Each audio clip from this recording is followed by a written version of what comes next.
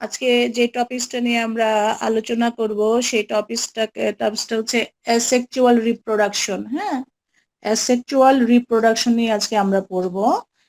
Asexual reproduction আমরা বলি, আমরা যখন রিপ্রোডাকশন রিপ্রোডাকশন আমরা আমরা জেনেছি রিপ্রোডাকশন দুইটা প্রসেসে হয়।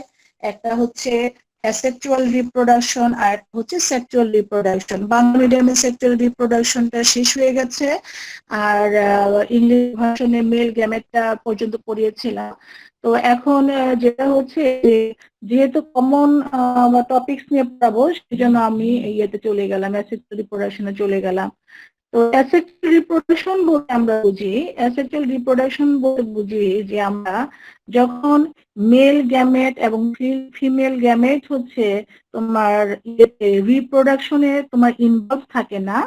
হ্যাঁ, মেল এবং ফিমেল গ্যামেট উইদাউট মেল এবং ফিমেল গ্যামেটে ইনভলভমেন্ট ছাড়া যে রিপ্রোডাকশন হয়, পুং গ্যামেট বা স্ত্রী গ্যামেটের মিলন ছাড়া যে রিপ্রোডাকশনটা হয়, সেই রিপ্রোডাকশনটাকে আমরা বলছি হচ্ছে অ্যাসেক্সুয়াল রিপ্রোডাকশন। হ্যাঁ, তো অ্যাসেক্সুয়াল রিপ্রোডাকশন হচ্ছে যে one kind of reproduction, reproduction যেখানে হচ্ছে তোমার মেল এবং ফিমেল গ্যামেটে ইনভলভ থাকে না। উইদাউট ফিউশন অফ মেল এবং ফিমেল গ্যামেটে যে রিপ্রোডাকশনটা হয়, হ্যাঁ, সেটাকে আমরা বলছি সেক্সুয়াল রিপ্রোডাকশন। বাংলা আমরা বলি পুং গ্যামেট এবং স্ত্রী গ্যামেটের মিলন ছাড়া যে রিপ্রোডাকশনটা হয় সেটাকে আমরা সেক্সুয়াল রিপ্রোডাকশন বলি।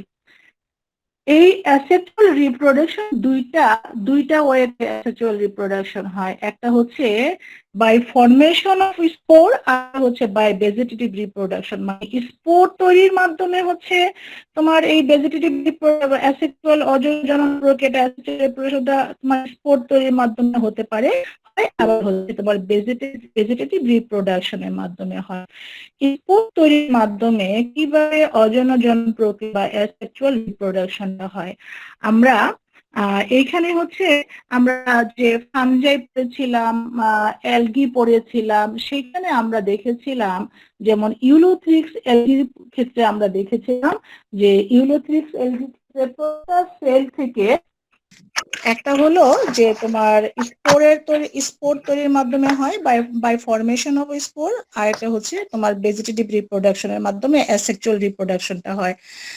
তো অ্যাসেক্সুয়াল রিপ্রোডাকশনে যে ফর্মেশন অফ স্পোরের ক্ষেত্রে আমরা দেখেছিলাম ইউলোথ্রিক্স অ্যালগির ক্ষেত্রে, যে ইউলোথ্রিক্স অ্যালগির মধ্যে হচ্ছে অনেকগুলো ইয়ে আছে, তোমার সেল আছে, এবং এক একটা সেল হচ্ছে তোমার লঙ্গিটিউডনালি সেকশন হয়ে তোমার মাইটোসিস প্রসেসে ডিভাইড হয়ে প্রত্যেকটা অংশ থেকে তোমার জুস্পোর তৈরি হয়, তাই না?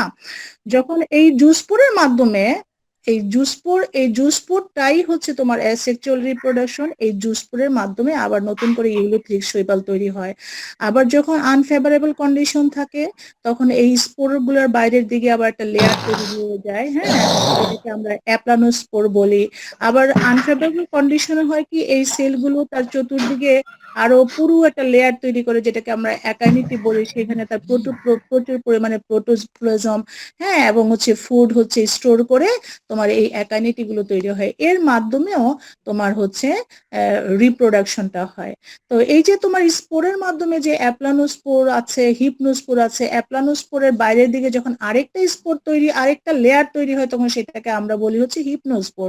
এই অ্যাপ্লানোস্পোর, হিপনোস্পোর, তারপরে হচ্ছে অ্যাকাইনিটি, এগুলো হচ্ছে তোমার আনফেভারেবল কন্ডিশনে এইগুলো তৈরি হয়। হ্যাঁ, তো এইগুলোর মাধ্যমে যে রিপ্রোডাকশনটা হয় সেটাকে আমরা বলি হচ্ছে, সেই রিপ্রোডাকশনকে আমরা বলি হচ্ছে স্পোরের মাধ্যমে রিপ্রোডাকশন হয়। হ্যাঁ, ফর্মিও স্পোরের মাধ্যমে রিপ্রোডাকশন হয়।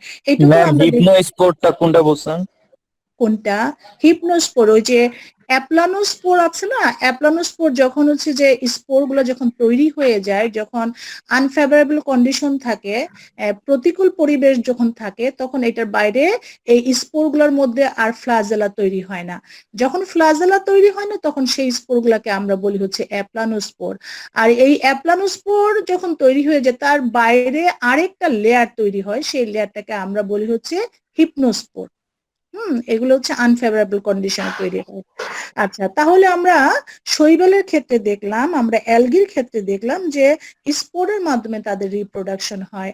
আবার আমরা যেটা দেখেছিলাম যে শুধুমাত্র অ্যালগির ক্ষেত্রে হয় না, ফানজাইয়ের ক্ষেত্রে আমরা যখন এই যে ফানজাই পড়েছিলাম এবং ফানজাইয়ের ভিতরে বলেছিলাম যে ফানজাইয়ের ভিতরের দিকে আছে ইনার সাইডে যে গিল আছে, হ্যাঁ, এই ইনার সাইডে যে গিল আছে এই গিল থেকে তৈরি হয় তোমার বেসিডিয়াম, এই বেসিডিয়াম থেকে তোমার তৈরি হয় হচ্ছে স্পোর। এই স্পোর গুলাকে আমরা বলি হচ্ছে বেসিডিও স্পোর। তাহলে অ্যাগারিকাসে যেমন বেসিডিও স্পোরের মাধ্যমে অ্যাসেক্সুয়াল রিপ্রোডাকশন হয়, হ্যাঁ। তারপরে হচ্ছে আমরা লেট ব্লাইট ডিজিজ পড়েছিলাম, লেট ব্লাইট ডিজিজ মানে আলুর বিলম্বিত ধসা রোগ পড়েছিলাম। সেই লেট ব্লাইট ডিজিজের ক্ষেত্রে আমরা দেখেছিলাম যে তোমার পাতার লিফের মধ্যে যে স্টোমাটা আছে, স্টোমাটার মাধ্যমে যে কনিডিওফোর গুলা বের হয়ে আসে, কনিডিওফোরের উপরে তোমার কনিডিয়া থাকে, সেই কনিডিও গুলো থেকে তোমার কনিডিও স্পোর তৈরি হয়। এইভাবে হচ্ছে তোমার স্পোরের মাধ্যমে তোমার রিপ্রোডাকশনটা হয়। আর এছাড়াও আমরা যেটা ইয়ে করেছিলাম যে ফার্ন উদ্ভিদের ক্ষেত্রেও আমরা দেখেছিলাম যে ফার্ন উদ্ভিদেও তোমার রিপ্রোডাকশন হয়। ফার্ন উদ্ভিদের রিপ্রোডাকশনটা দেখেছিলাম যে আবার পাতার নিচের দিকে যে সোরাস থাকে, পাতার নিচে সোরাস থাকে, সেই সোরাস হচ্ছে কয়েকটা সোরাস নিয়ে, পাতার নিচে যে সোরাস থাকে সেই মানে নিচে পাতার নিচের পোর্শনে যে সোরাস তৈরি হয়, সেই কয়েকটা স্পোরাঞ্জিয়াম নিয়ে সোরাস তৈরি হয়। তো এই সোরাসের ভিতরে যে স্পোরাঞ্জিয়াম গুলো থাকে, এই স্পোরাঞ্জিয়ামের ভিতরে তোমার স্পোর তৈরি হয়, হ্যাঁ। এই স্পোরের মাধ্যমে এগুলো হচ্ছে টেরিডোফাইটিক প্লান্টের মাধ্যমে মধ্যে আমরা দেখি। সাধারণত লোয়ার ক্লাসের প্লান্ট যেগুলো আছে, যেগুলোকে আমরা ক্রিপ্টোক্যামাস প্লান্ট বলি, অপুষ্পক উদ্ভিদ বলি, এই অপুষ্পক উদ্ভিদ গুলোকে আমরা তিন ভাগে মানে ব্যান্থাম এবং হুকার তার প্রাকৃতিক শ্রেণী বিন্যাসে অপুষ্পক উদ্ভিদকে তিন ভাগে ভাগ করেছিলেন। একটা হচ্ছে শৈবাল, শৈবাল মানে থ্যালোফাইটার আন্ডারে ছিল শৈবাল এবং ছত্রাক, যে শৈবাল এবং ছত্রাক আমরা দেখলাম। আর আরেকটা ছিল হচ্ছে তোমার ব্রায়োফাইট উদ্ভিদ এবং টেরিডোফাইটিক উদ্ভিদ। তো টেরিডোফাইটিক উদ্ভিদের ক্ষেত্রেও তোমার তোমার এই স্পোরের মাধ্যমে ওদের অ্যাসেক্সুয়াল রিপ্রোডাকশনটা, অযৌন জনন প্রক্রিয়াটা সম্পূর্ণ হয়। তাহলে আমরা দেখতেছি যে এই ইয়ের মাধ্যমে লোয়ার ক্লাস যে প্লান্ট গুলো আছে, অপুষ্পক যে উদ্ভিদগুলো আছে, ক্রিপ্টোগামাস যে প্লান্ট গুলো আছে, এই প্লান্ট গুলোর মধ্যে তোমার মানে ইয়ের মাধ্যমে স্পোরের মাধ্যমে অ্যাসেক্সুয়াল রিপ্রোডাকশনটা হচ্ছে। আর আরেক ধরনের রিপ্রোডাকশনের কথা আমরা বললাম, যেটাকে আমরা বলি হচ্ছে ভেজিটেটিভ রিপ্রোডাকশন। এই ভেজিটেটিভ রিপ্রোডাকশন হচ্ছে যে উদ্ভিদের দেহের অংশ থেকে যে রিপ্রোডাকশনটা হয়, উদ্ভিদের দেহের অংশ থেকে যে রিপ্রোডাকশনটা হয়, সেই রিপ্রোডাকশনটা যে জনন প্রক্রিয়াটা সম্পন্ন হয়, সেটাকে আমরা বলি হচ্ছে ভেজিটেটিভ রিপ্রোডাকশন বা অঙ্গজ জনন প্রক্রিয়া। এই অঙ্গজ জনন প্রক্রিয়া দুই ভাবে হয়ে থাকে, একটা হচ্ছে ন্যাচারালি হয়ে থাকে, আর একটা হচ্ছে তোমার আর্টিফিশিয়ালি করা হয়। ন্যাচারালি যেটা হয়ে থাকে, ন্যাচারালি যেটা হয়ে থাকে যে ফ্র্যাগমেন্টেশনের মাধ্যমে, খণ্ডায়নের মাধ্যমে তোমার ন্যাচারালি তোমার অঙ্গজ জনন প্রক্রিয়া সম্পন্ন হয়। খণ্ডায়ন মানে আমরা যখন ইউলোথ্রিক্সের দৈহিক গঠনটা যখন আমরা দেখেছিলাম, শুধুমাত্র ইউলোথ্রিক্স না, তোমরা স্পাইরোগ্যারা সম্পর্কে পড়েছো 9-10-এ, স্পাইরোগ্যারা শৈবাল, ইউলোথ্রিক্স শৈবাল, ওসিলাটোরিয়াস শৈবাল, অ্যালগি, এই সমস্ত উদ্ভিদের যে বডিটা, এই বডিটা থাকে ফিলামেন্টাস। ফিলামেন্টাস মানে হচ্ছে একটা সেলের উপর আরেকটা সেল যখন জয়েন হয়ে যখন ফিতার মতো আকার ধারণ করে ফিলামেন্ট তৈরি করে, সেটা আমরা ফিলামেন্টাস বডি বলি। এই ফিলামেন্টাস বডির যে সেলগুলো, এই সেলগুলো যদি কোনো কারণে এখান থেকে ব্রেক আপ হয়ে, এখান থেকে ভেঙে অন্যত্র পরে সেখান থেকে জার্মিনেশন হয়ে যে প্লান্টটা তৈরি হয়, সেটাকে আমরা বলি ফ্র্যাগমেন্টেশন, বাংলায় বলি হচ্ছে খণ্ডায়ন। খণ্ডায়ন প্রক্রিয়া এদের অঙ্গজ জনন হয়। আরেকটা জনন হয় তোমাকে বার্ডিং প্রসেসে। বার্ডিং প্রসেসটা আমরা বলি যে ইস্ট নামক যে ছত্রাকগুলো আছে, ইস্ট নামক ছত্রাকে তার দেহের ইস্ট নামক ছত্রাকে তার দেহের বাইরে তোমার ছোট ছোট বার্ড বা কুড়ি তৈরি করে। একটু ছবিটা তোমাদেরকে দেখাই, এই যে এইটা হলো ইস্ট নামক ছত্রাক। এই ছত্রাকে বাইরে দেখো যে এরকম বার্ড তৈরি করেছে, হ্যাঁ, কুড়ি মুকুল তৈরি করেছে। এই মুকুলগুলো দেখা যায় একটা তার দেহের বাইরে তার দেহের বাইরে একটা বার্ড হতে পারে অথবা একাধিক বার্ড, একটা বার্ডের উপর আরেকটা বার্ড জয়েন হয়ে চেইনের মতো হতে পারে। তো এই বার্ডগুলো, এই মুকুলগুলো মূল দেহ থেকে বিচ্ছিন্ন হয়ে যে রিপ্রোডাকশনটা হয়, যে সেটাকে আমরা ভেজিটেটিভ রিপ্রোডাকশন বলি। এই ধরনের রিপ্রোডাকশন আমরা দেখি যে কিছু ক্যাকটাস প্লান্ট আছে বল টাইপের, হ্যাঁ, গোল গোল গোল ক্যাকটাস প্লান্ট আছে, তার বাইরেও কিন্তু এরকম বার্ড বের হয়, মুকুলের মতো বের হয়। এবং এটা যখন একটু ম্যাচিউর হয়ে যায়, এটার নিচে দিয়ে তোমার রুট তৈরি হয়। হ্যাঁ, এই রুটটা তখন এটা থেকে গাছ থেকে ডিটাচ হয়ে যায়, সেটাকে ডিটাচ করে ওটাকে নিয়ে লাগালে সেখান থেকে আবার ক্যাকটাস উদ্ভিদ হয়। এবং ইস্ট নামক ছত্রাকের মধ্যেও তাই হয়, যে বার্ড তৈরি হয়, এই বার্ডটাকে, এই বার্ড থেকে আবার নতুন করে ইস্ট তৈরি হয়। এই ইস্টটা তো আমরা মানে ইউজ করে থাকি বেকারি ইন্ডাস্ট্রিতে, তাই না? যে আমরা যে ব্রেড বা বার্গার অথবা পিৎজা, যেটাকে পাফি করার জন্য হচ্ছে এই ইস্ট ছত্রাকটা ইউজ করা হয়। এটা হলো তোমার আর বার্ডিং প্রসেস হচ্ছে কিভাবে ইস্ট থেকে তোমার রিপ্রোডাকশনটা হয়। আরেকটা আর হচ্ছে তোমার বার্ডিং প্রসেস ছাড়া আছে রুট, বাই রুটের মাধ্যমে। এই রুটের মাধ্যমে তোমার হচ্ছে রিপ্রোডাকশনটা হয়। রুটের মাধ্যমে হয় হচ্ছে এই যে আমরা এইখানে যেটা দেখছি, এটা সুইট পটেটো, মিষ্টি আলু। এই মিষ্টি আলু, সুইট পটেটো বা ওই যে ডালিয়া ফ্লাওয়ার যেটা আমরা দেখি, ডালিয়া ফুল যেটা দেখি, এই সমস্ত প্লান্টের মধ্যে তোমার দেখা যায় যে এই যে রুটগুলো আছে, এই রুটগুলোকে বলা হয় অ্যাডভেন্টিসিয়াস রুট। এই রুটগুলো যেটা হয় যে যখন প্লান্ট হচ্ছে ফটোসিনথেসিস প্রসেস যখন ফুড প্রডিউস করে, এই প্রডিউসকৃত ফুডটা এইখানে এই রুট সেটাকে স্টোর করে রাখে, যার দরুন হচ্ছে এই অ্যাডভেন্টিসিয়াস রুটটা আস্তে আস্তে তোমার থিক হয়ে যায়, মোটা হয়ে যায়, তারপরে একসময় সোলেন হয়ে যায়। সোলেন হয়ে যাওয়া মানে ফুলে যাওয়া, স্ফীত হয়ে যাওয়া, হয়ে যায়। তার কারণ হচ্ছে যে গাছের লিফ যে ফটোসিনথেসিস প্রসেসে যে ফুড প্রডিউস করছে, সেই প্রডিউস ফুডটা সেইখানে স্টোর ফুড হিসেবে রেখে দেয়। এই কারণে হচ্ছে তোমার এই মিষ্টি আলুগুলো দেখা যায় যে এরকম ইয়ে হয়, হ্যাঁ, মোটা মোটা হয়, যে এখানে স্টোরেজ ফুডের কারণে। তো এই রুটের মাধ্যমে তোমার হচ্ছে তোমার রিপ্রোডাকশন হয়। আবার যেমন এখন যেমন আমরা ভেজিটেবল যেটা কাকরোল পাই, তারপরে পটল পাই, এই সমস্ত প্লান্টের যে রুটগুলো আছে, এগুলো তো সিজনাল প্লান্ট। তো সিজনে সিজনাল প্লান্ট, যখন এই প্লান্ট থেকে যখন এই গাছটা যখন তৈরি হয়, মানে এই রুটগুলো মাটির নিচে থেকে যায়, আবার পরবর্তী সিজনে এই রুট থেকে আবার প্লান্ট তৈরি হয়, গাছ তৈরি হয়, এবং সেইখান থেকে সেই গাছ থেকে পরে আবার যেমন ভেজিটেবলটা হলো। তো এটা হয় কি যে কৃষকরা যেটা হয় যে এই রুটগুলো ওরা কালেক্ট করে রেখে রেখে দেয়, যে পরবর্তী বছরে এটাকে কালচার করার জন্য আর কি, হ্যাঁ, কাল্টিভেট করার জন্য, পরবর্তী বছরে লাগানোর জন্য, পরবর্তী বছরের জন্য রেখে দেয়।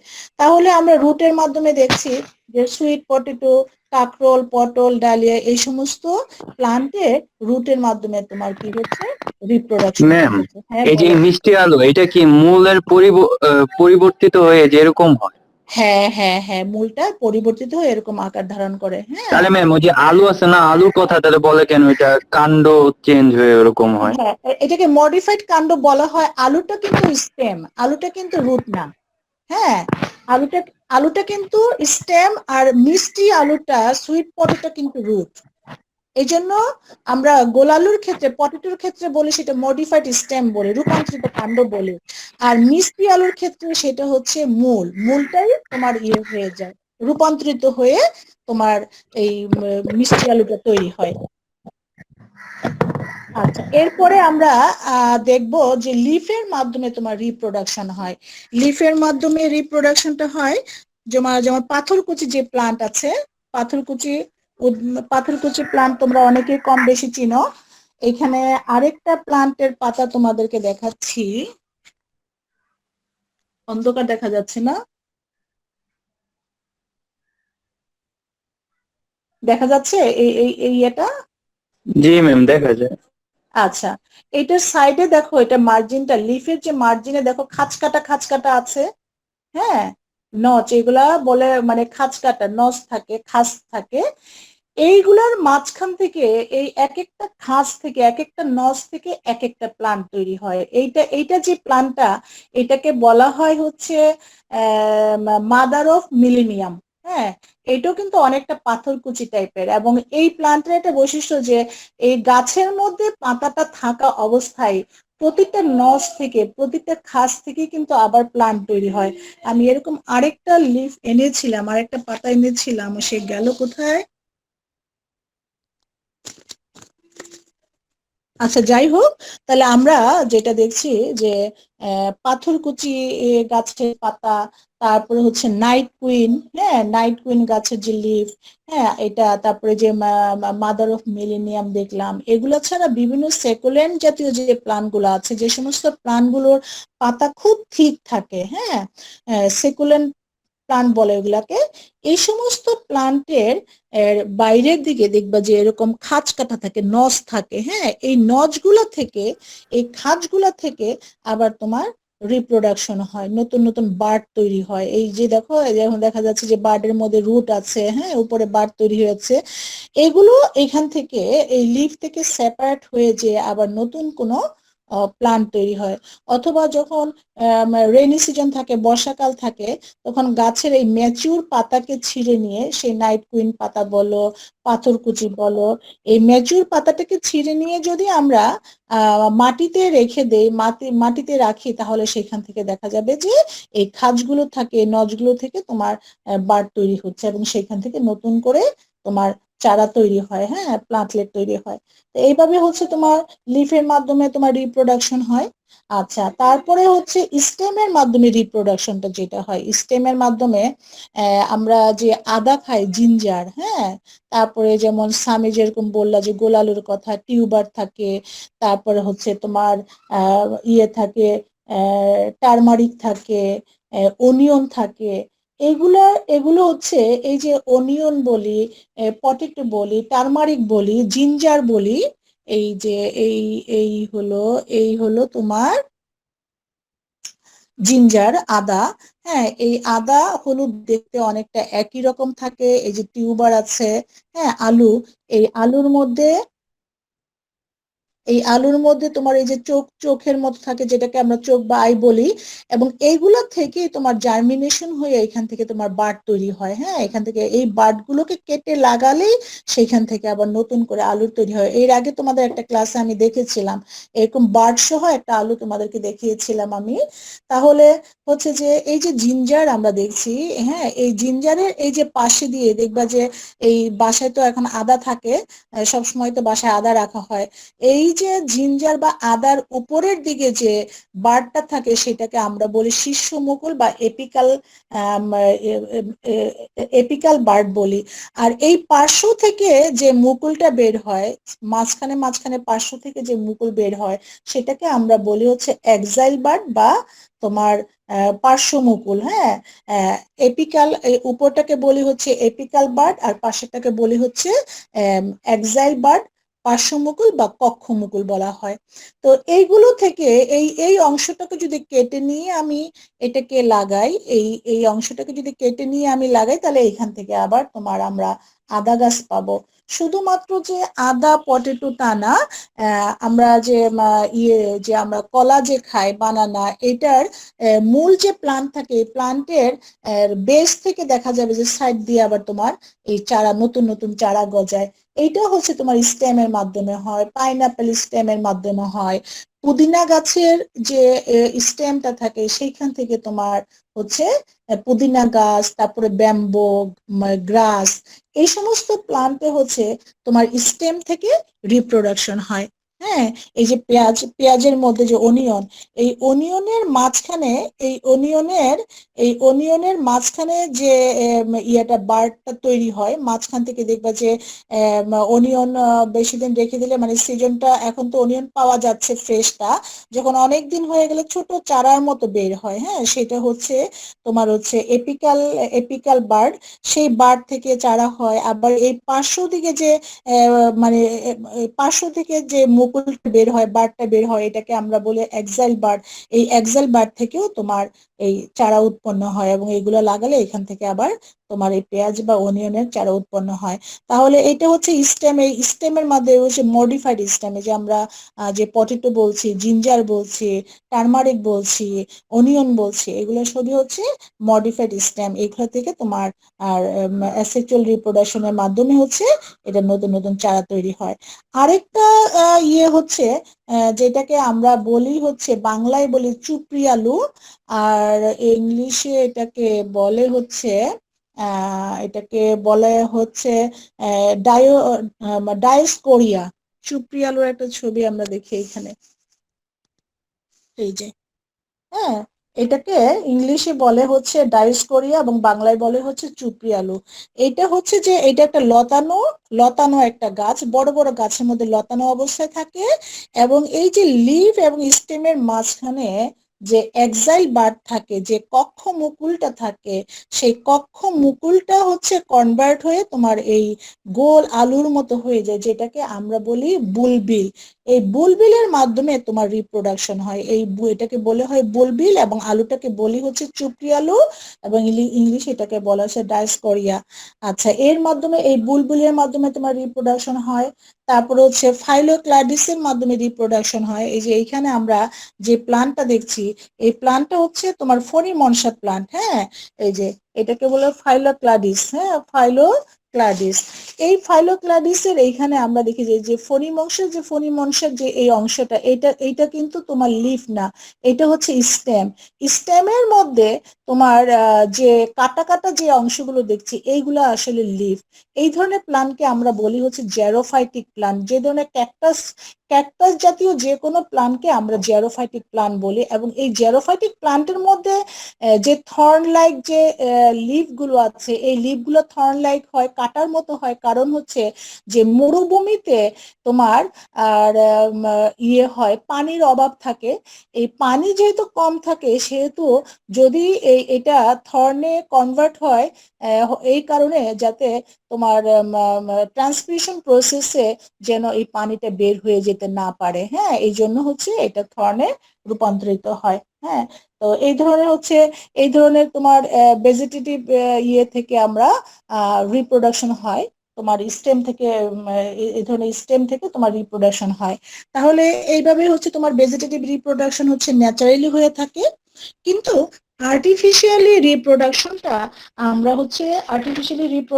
আবার বিভিন্ন ভাবে হয়ে থাকে। সেটা আমি ছবিটা একটু নিয়ে নেই।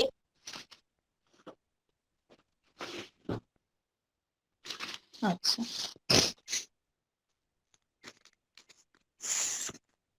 আচ্ছা, আর্টিফিশিয়াল ভেজিটেটিভ রিপ্রোডাকশন,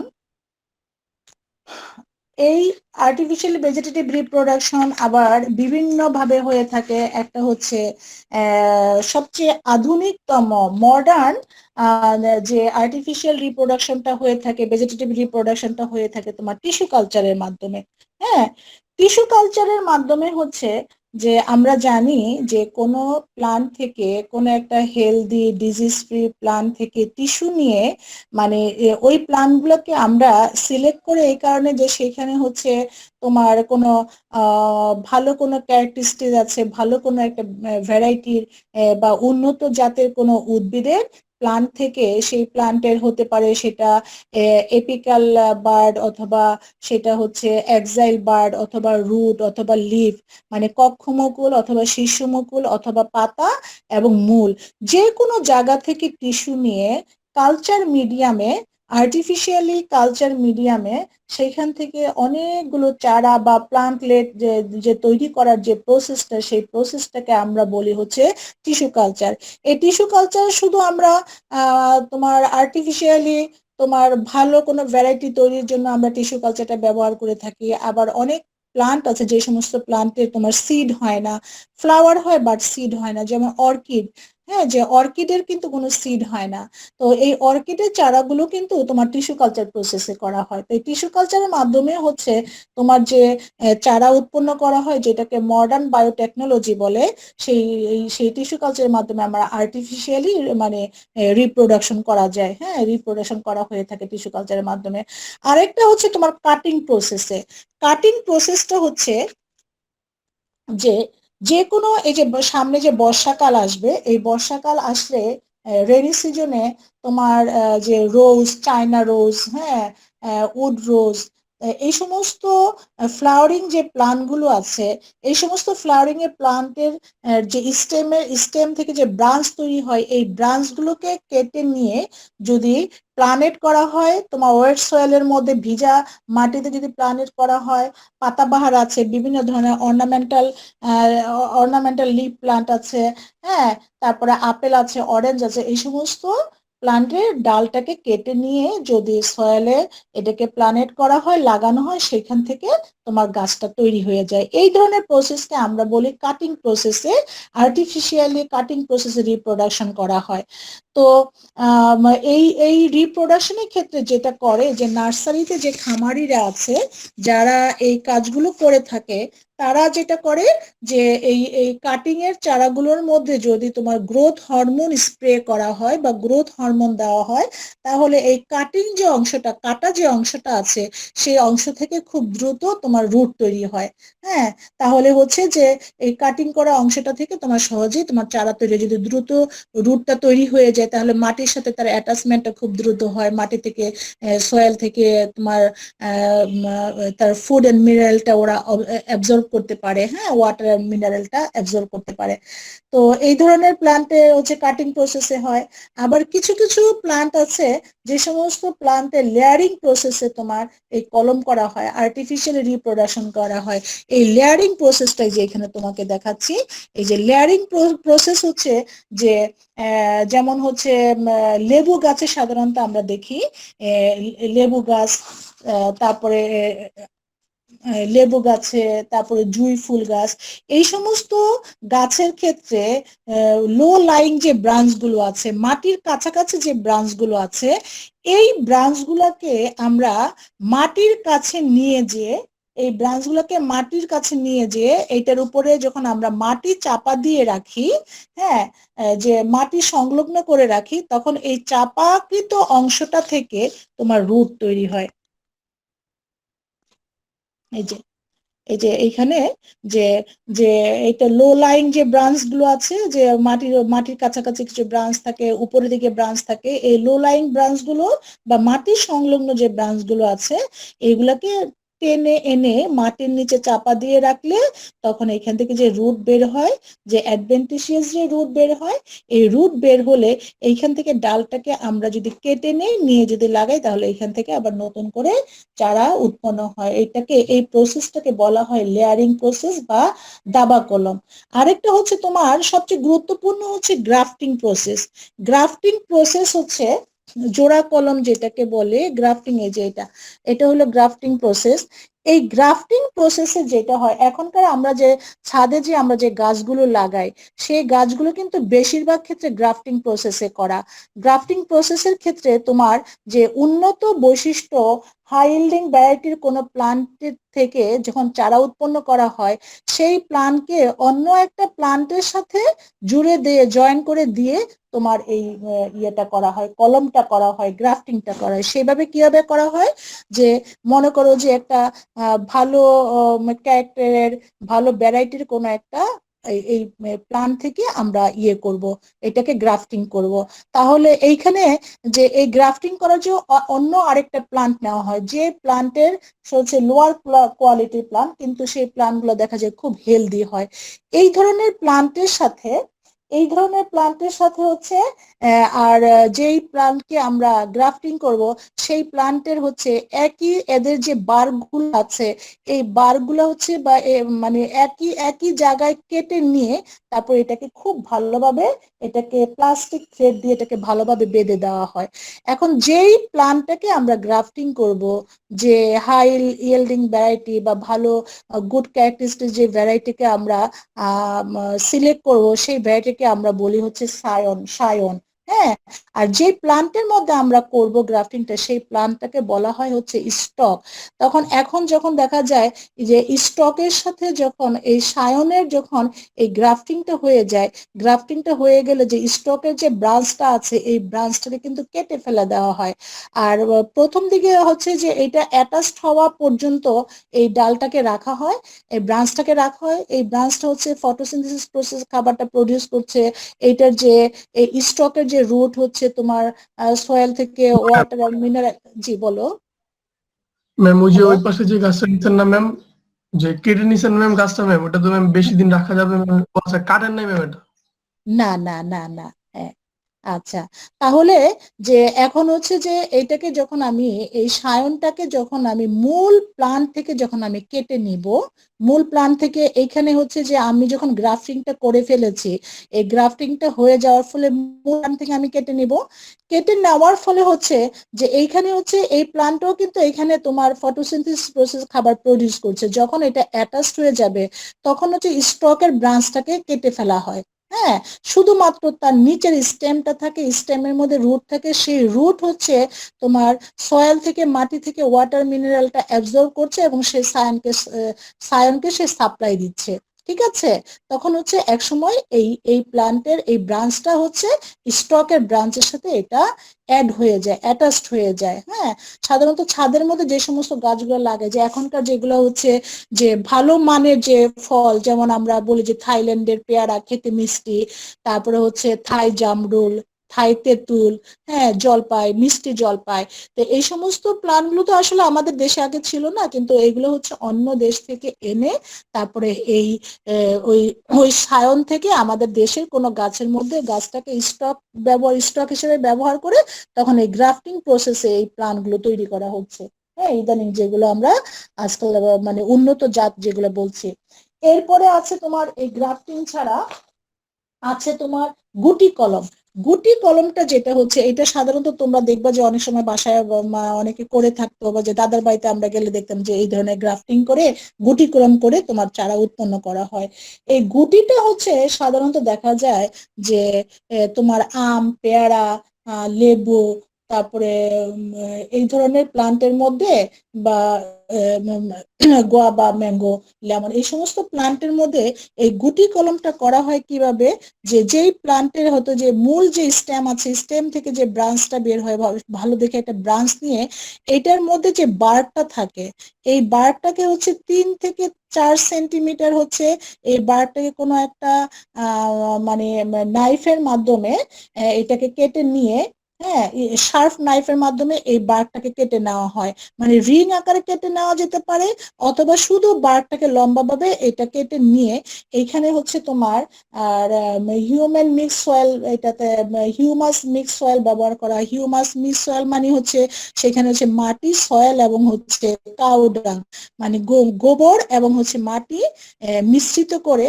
তোমার একটা মিক্স সয়েল তৈরি করা হয়। হ্যাঁ, হিউমাস যেখানে হচ্ছে তোমার জৈব পদার্থ সমৃদ্ধ একটা সয়েল তৈরি করা, এবং এইটা দিয়ে সেইটা দিয়ে হচ্ছে যেখানে তোমার আর গুটি গুটি কলম করার জন্য, গুটি করার জন্য যেখানে বার্কটা কাটা হয়েছে সেই বার্ক, সেই অংশটায় যেখানটায় বার্ক নাই, বার্কটা যেখানে কেটে ফেলা হয়েছে সেখানে এটাকে প্লাস্টার করে দেওয়া হয়। প্লাস্টার করে দেওয়ার ফলে, প্লাস্টার করে দিয়ে তারপরে এইটার উপর দিয়ে তোমার স্ট্র এবং হচ্ছে তোমার রোপ, মানে খড়কুটা এবং এটা দড়ি দিয়ে খুব ভালোভাবে এটাকে পেঁচিয়ে দেওয়া হয়। পেঁচিয়ে দিয়ে এখানে হচ্ছে তোমার ওয়াটারিং এর ব্যবস্থা রাখতে হবে। অথবা অনেক সময় গ্রামে যেটা করে যে এটার উপরের যে ডালটা আছে, এই ডালটাতে ছোট একটা পাত্রের মধ্যে, পাত্রটাকে মাটির কোনো পাত্র বা ছোট একটা পাত্রকে ছোট্ট একটা ছিদ্র করে একটা সুতার মতো বা একটা চিকন কাপড়ের মতো এই এই গুটির জায়গাটায় দিয়ে দেয়। তাহলে ওইটাতে পানি ভর্তি থাকলে হচ্ছে কন্টিনিউয়াস ড্রপ আকারে তোমার এখানে পানি পড়তে থাকে। তো পড়তে যখন থাকে তখন হচ্ছে যে যেখানে বার্কটা কাটা হয়েছে তার চতুর্দিক দিয়ে তোমার হচ্ছে অ্যাডভেন্টিসিয়াস রুট, মানে অস্থানিক মূলটা বের হয়। যখন অস্থানিক মূলটা বের হয়ে যায়, যখন দেখা যায় যে এটা রুট তৈরি হয়ে গেছে, তখন মেন যে প্লান্ট আছে এখান থেকে এই ব্রাঞ্চটাকে কেটে নিয়ে মাটিতে লাগালে সেখান থেকে আবার মাদার প্লান্টের মতোই আবার সেই একই বৈশিষ্ট্য সম্পন্ন, একই ক্যারেক্টারিস্টিক্স নিয়ে সেই প্লান্টটা তৈরি হয়। হ্যাঁ, আচ্ছা, আরেকটা হচ্ছে তোমার বার্ডিং প্রসেসে তোমার ইয়ে করা হয়, রিপ্রোডাকশন, আর্টিফিশিয়াল রিপ্রোডাকশন করা হয় বার্ডিং প্রসেসে। এই বার্ডিং প্রসেসটা হলো সাধারণত গোলাপ গাছে এই প্রসেসে তোমার বার্ডিং করা হয়। গোলাপ গাছের মধ্যে সাধারণত দেখা যায় যে এই বার্ডিং এর নাম হচ্ছে চোখ কলম বা কুড়ি কলম। গোলাপ গাছে যেমন কুড়ি বের হয়, যে পার্শ্বমুকুল বের হয়, এই পার্শ্বমুকুলটা যখন বের হয় অন্য একটা গোলাপ গাছের মধ্যে, অন্য একটা গোলাপ গাছে যে গাছগুলো দেখা যায় যে খুব হেলদি গাছ বাট ফুল হয় কম, হ্যাঁ একটু জংলি টাইপের গাছ, সেই সমস্ত গাছের মধ্যে সাধারণত তোমার এই বার্ডিং রিপ্রোডাকশনটা করা হয়। তো এই বার্ডিং প্রসেসে যেটা করা হয় যে যে গাছের মধ্যে যে সায়নটা আছে, এই সায়নের মধ্যে তোমার টি আকারে, এই যে এই টি আকারে তোমার একটা একেবারে শার্প নাইফ দিয়ে বা ধারালো ছুরি দিয়ে এই টি আকারে এটার যে বাকটা, এটার যে বাকলটা, সেই বাকলটা কেটে নেওয়া হয়। এই বাকলটা কেটে নিয়ে সেই যতটুকুন পরিমাণ বাকলটা কেটে নিয়ে নেওয়া হয়েছে, ঠিক ততটুকুন পরিমাণ, সেই ততটুকুন পরিমাণ হচ্ছে যে যে মেন সরি যে স্টক থেকে যে তোমার ইয়েটা নেওয়া হয়, বার্ডটা নেওয়া হয়, যে পরিমাণ অংশটা কেটে নেওয়া হয়, ঠিক সায়নের ক্ষেত্রে ঠিক সেই পরিমাণ অংশ কেটে নেওয়া হয়। সেই পরিমাণ অংশ কেটে নিয়ে সেই বার্ডটাকে এনে, এই চোখটাকে বার্ডটাকে এনে ওই কাটা অংশের মধ্যে জয়েন করে দিয়ে এটা চতুর্দিকে প্লাস্টিকের কভার দিয়ে এমন ভাবে এটাকে র্যাপিং করা হয় যাতে বাইরের থেকে কোনো ধরনের বাতাস এখানে ঢুকতে না পারে বা অন্য কোনো কিছু যেন এখানে ঢুকতে না পারে, কারণ বাতাসের মধ্যে জাম ঢুকে যেতে পারে। তো এইখানে দেখা যায় যে এটাকে যখন খুব ভালোভাবে এয়ার টাইট করে হচ্ছে তোমার প্লাস্টিক দিয়ে এটাকে পেঁচিয়ে দেওয়া হয়, তখন বা অনেক সময় যদি এখানে তোমার হরমোন স্প্রে করা হয় তাহলে খুব দ্রুত সেল ডিভিশন, স্টকের সেল ডিভিশন হবে, বার্ডের সেল ডিভিশন হবে, হয়ে এটা হচ্ছে স্টকের সাথে অ্যাটাচড হয়ে যায়। আবার অনেক সময় দেখি যে ম্যাম এইটা বুঝলাম না, এটা কোনটার সাথে লাগানো হইতেছে?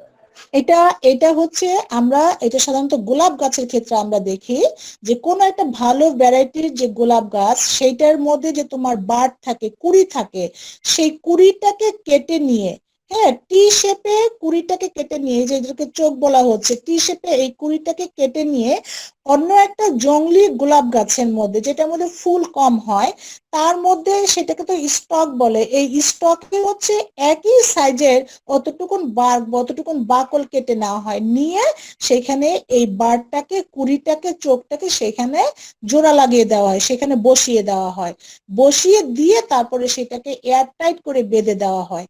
ঠিক আছে, এয়ার টাইট করে যখন বেঁধে দেওয়া হয় তখন হচ্ছে যে এইখানে সেল ডিভিশন হয়ে, এই কুড়ির সেল ডিভিশন হয়ে, স্টকের সেল ডিভিশন হয়ে সেটা হচ্ছে সেখানে জোড়া লেগে যায়। সাধারণত দেখা যায় যে অনেক সময় দেখা যায় একই গোলাপ গাছে তোমার 2-3 রকমের গোলাপ ফুল ফুটে, সেটা হচ্ছে এই বার্ডিং প্রসেসে সেখানে তোমার ইয়ে করা হয়, রিপ্রোডাকশন করানো হয়, হ্যাঁ এই গুটি ইয়ের মাধ্যমে, চোখ কলমের মাধ্যমে বা কুড়ি সংযোগের মাধ্যমে সেখানে হচ্ছে আর্টিফিশিয়ালি রিপ্রোডাকশন করা হয়।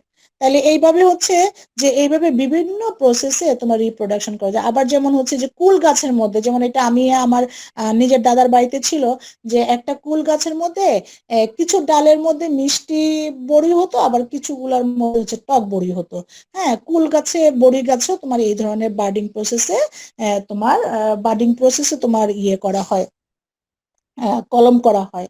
তাহলে এটা হচ্ছে আমরা আর্টিফিশিয়াল প্রসেসে কিভাবে হচ্ছে প্লান্ট থেকে, একটা প্লান্ট থেকে চারা তৈরি করা যায় সেটা তাহলে আমরা শিখলাম। তবে এই ক্ষেত্রে হচ্ছে যে এইভাবে চারা তৈরি করতে গেলে একটু এক্সপার্টনেসের ব্যাপার আছে, তারপরে স্টেরিলাইজের ব্যাপার আছে, যে নাইফটা ইউজ করা হবে সেই নাইফ, এবং যে যে খামারে এই কাজগুলো করবে, নার্সারি যে লোকজন তাদেরকে এক্সপার্ট হতে হবে, তাদের হাত টাতগুলো স্টেরিলাইজ করে নিতে হবে। সেখানে হরমোনের ব্যবহার আছে, সাধারণত নার্সারি গুলোতে হরমোন ব্যবহার করে, হ্যাঁ ব্যবহার করে এই কাজগুলো দ্রুত করতে পারে। ঠিক আছে, তাহলে তোমাদের ক্লাস টাইম মনে হয় শেষ হয়ে গেছে। তো এর পরের ক্লাসটাতে আমরা কিভাবে আর্টিফিশিয়ালি হাইব্রিডাইজেশন করব সেটা নিয়ে আমরা পড়বো। ঠিক আছে, এই পর্যন্ত ভালো থেকো সবাই। আল্লাহ হাফেজ। আল্লাহ হাফেজ ম্যাম। হ্যাঁ আল্লাহ হাফেজ।